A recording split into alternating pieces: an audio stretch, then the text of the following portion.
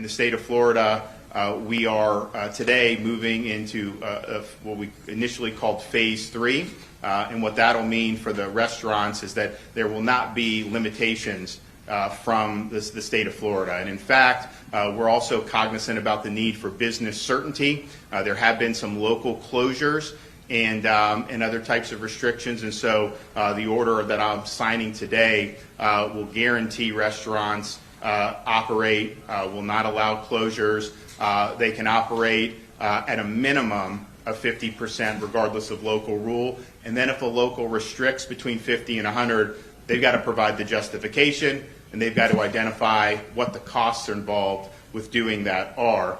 And I think that that's important. This is a very difficult industry to succeed in. The margins aren't great. And if you go back to March, we were told 15 days to slow the spread. So that was, in Florida, we followed that. It was no dining restaurants, the bars, the gyms, no elective procedures, some of these things. And then they said, well, you know what, we need another 30 days. So 30 days to slow the spread. So we did that as well. And yet you have some people say, well, you can never do full what you want to do until there's a vaccine. Well, we don't know, hopefully. But now people are saying, hey, even if there's a vaccine, it's still going to take another year before you can operate appropriately. And I don't think that's viable. I don't think that that is acceptable. And so I think that this will be very, very important to the industry.